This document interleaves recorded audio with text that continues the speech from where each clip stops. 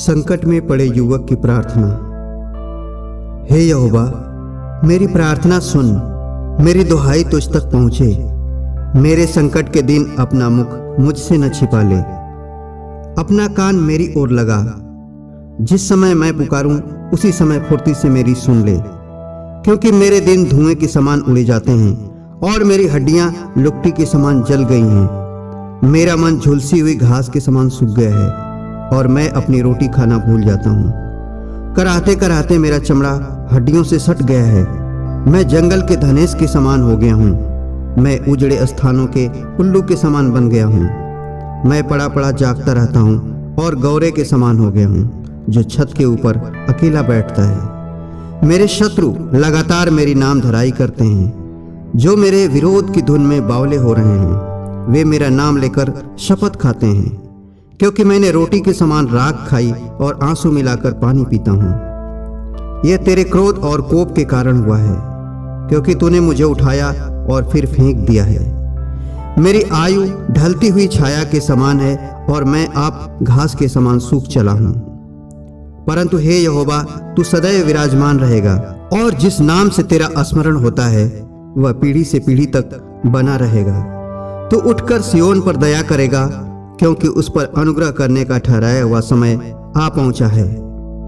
क्योंकि तेरे दास उसके पत्थरों को चाहते हैं और उसकी धूल पर तरस खाते हैं। इसलिए जाति जाति यहोवा के नाम का भय मानेंगी और पृथ्वी के सब राजा तेरे प्रताप से डरेंगे। क्योंकि यहोवा ने सियोन को फिर बसाया है और वह अपनी महिमा के साथ दिखाई देता है। वह लाचार की प्रार्थना की ओर मुंह करता है और उनकी प्रार्थना को तुच्छ नहीं जानता। यह बात आने वाली पीढ़ी के लिए लिखी जाएगी, और एक जाति जो सिरजी जाएगी वही याह की स्तुति करेगी। क्योंकि यहोवा ने ऊंचे और पवित्र स्थान से दृष्टि करके स्वर्ग से पृथ्वी की ओर देखा है, ताकि बंदियों का कराहना सुने और घात होने वालों के बंधन खोले।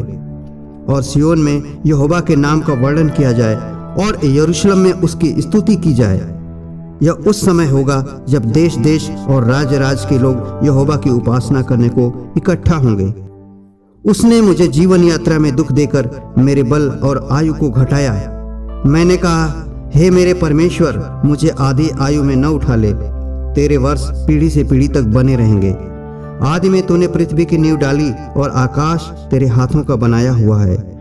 वह तो नष्ट होगा, परंतु तू बना रहेगा, और वह सब कपड़े के समान पुराना हो जाएगा। तू उसको वस्त्र के समान बदलेगा और वह बदल जाएगा, परंतु तू वही है और तेरे वर्षों का अंत नहीं होने का। तेरे दासों की संतान बनी रहेगी और उनका वंश तेरे सामने स्थिर रहेगा।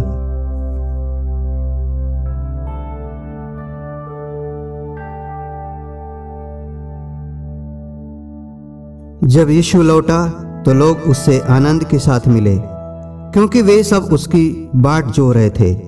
इतने में याईर नामक एक मनुष्य जो आराधनालय का सरदार था आया और यीशु के पांव पर गिर के उससे विनती करने लगा कि मेरे घर चल, क्योंकि उसके 12 वर्ष की इकलौती बेटी थी और वह मरने पर थी। जब वह जा रहा था तो लोग उस पर गिरे पड़ते थे। एक स्त्री जिसको 12 वर्ष से लहू बहने का रोग था और जो अपनी सारी जीविका वैद्यों के पीछे व्यय कर चुकी थी, तो भी किसी के हाथ से चंगी न हो सकी थी, पीछे से आकर उसके वस्त्र के आंचल को छुआ और तुरंत उसका लहू बहना बंद हो गया। इस पर यीशु ने कहा, मुझे किसने छुआ? जब सब मुकरने लगे तो पतरस और उसके साथियों ने कहा, हे स्वामी, तुझे तो भीड़ दबा रही है और तुझ पर गिरी पड़ती है।